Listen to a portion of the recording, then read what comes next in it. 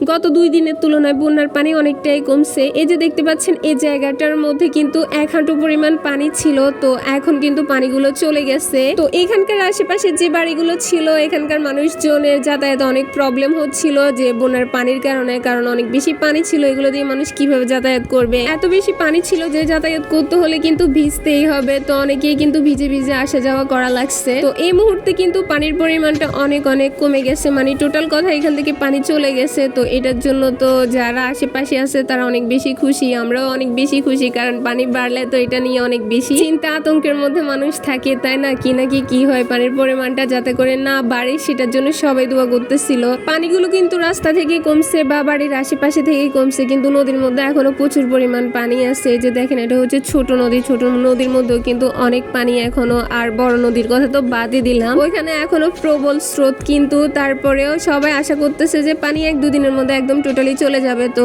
ওই রকমটা হলে অনেক বেশি ভালো হয়, না হয় আবার যদি টানা বৃষ্টি হয় তখন তো পানির পরিমাণ আরো অনেকাংশে বাড়বে। তখন না জানে কোন জায়গা দিয়ে আবার বাঁধ ভাঙে। এমনিতেই ফুলগাছির বিভিন্ন জায়গা দিয়ে বাঁধ ভাঙছে, আর ওইগুলার পানিগুলো আস্তে আস্তে করে একদিক থেকে অন্যদিকে যাইতেছে। তো এর ক্ষেত্রে অনেক জায়গার অনেক ফসলাদের অনেক বেশি ক্ষয়ক্ষতি হচ্ছিল। কবে যে বন্যার এই সমস্যাগুলো থেকে মানুষ পরিত্রাণ পাবে একমাত্র আল্লাহই ভালো জানে, কারণ প্রতি বছর বছর দেখা যায় কি বৃষ্টি হইলেই বলতে না বলতে পানি উঠে যায়, বন্যা চলে আসে, কি একটা অবস্থা। নদীর আশেপাশের জায়গাগুলো থেকে পানি চলে গেলেও কিন্তু অন্য সাইডের পানিগুলো আস্তে আস্তে করে বাড়তেছে। যে দেখেন এই পানিগুলো কোন দিক থেকে আসতেছে একমাত্র আল্লাহই ভালো জানে। আমার তো মনে হচ্ছে এগুলো পরশুরামের ওই দিক থেকে আসতেছে। তো এখানে ছোট ছোট কয়েকটা ব্রিজ কালভার্ট এগুলো আছে, তো ওই দিক থেকে পানিগুলো এদিকে প্রবেশ করতেছে। আর এখন দেখেন আমাদের এদিকে ধানের মাঠগুলো একদম ডুবাই ফেলতেছে, আস্তে আস্তে করে পুরো মাঠটাই ডুবে যাবে পানিতে। তো এরকম করে চারদিকে পানি অনেক বেশি জমা হয়। এরপরে হয় কি আমাদের চারপাশে যে ফসলাদিগুলো করা হয় ওগুলো তো ব্যাপক ক্ষতি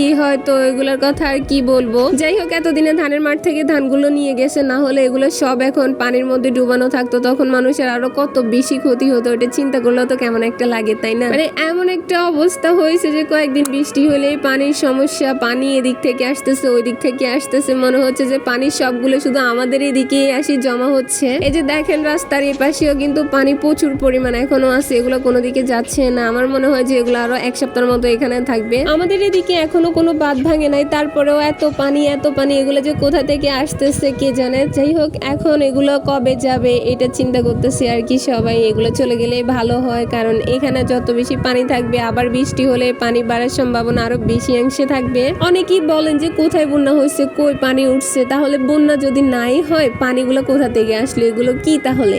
যতদিন না পর্যন্ত শক্ত মজবুত বেড়িবাঁধ তৈরি করা হচ্ছে ততদিন পর্যন্ত কিন্তু মানুষকে এই ভোগান্তির মধ্যেই থাকতে হবে, বিশেষ করে আমাদের ফেনীর উত্তর অঞ্চলের মানুষকে। তো এখন বন্যার পানি নিয়ে তেমন একটা চিন্তা করার দরকার নাই, কারণ পানি অনেক কমে গেছে। আর এগুলা যেগুলা আছে দেখা যাচ্ছে এগুলো চলে যাবে কয়েকদিনের মধ্যে। এগুলা এমনিতেই হয়তো বা বৃষ্টির পানি জমা হয়েছে যে ওইগুলা আর অন্য জায়গা থেকে হয়তো বা বন্যার পানিগুলো আসছে, কিন্তু চলে যাবে। মোট কথা হচ্ছে নদীর মধ্যে পানি বাড়লে ভয়ের আশঙ্কাটা একটু বেশিই থাকে, কারণ কখন না কখন জানি বাঁধ ভাঙে আর একদম সবকিছু উলট পালট করে দেয় পানিতে। আবার সেজন্য সবাই একটু চিন্তা করে আর কি, যাতে করে নদীর পানিটা না বাড়ে আর বন্যা না হয়। তো অনেকেই এমনিতে অনেক দোয়া করতেছে যাতে বন্যা টন্যা না আসে এবারে। তো আপনাদের কার কার এলাকার দিকে পানি উঠছে, কোথায় কোথায় বাঁধ ভাঙছে অবশ্যই কমেন্ট করে জানাবেন। আর পানি উঠলে ওইগুলো কমছে কিনা সেটা অবশ্যই কমেন্ট করে জানাতে পারেন। তো আজকে এই পর্যন্ত, সবাই অনেক বেশি ভালো থাকেন। ভিডিওটা ভালো লাগলে শেয়ার করে দিবেন যাতে করে অন্যরাও দেখতে পায়। আর যারা যারা চিন্তা করতেছে তারা যাতে একটু চিন্তা মুক্ত হয় আর কি। অনেকে তো ভাবতেছে যে বন্যা আসি একদম পানি টানিতে সবকিছু ডুবে যাচ্ছে, আসলে তেমন কিছুই না, এমনিতে পানি উঠছিল, পানি এখন কমে গেছে। Thanks for watching this video. Allah Hafiz.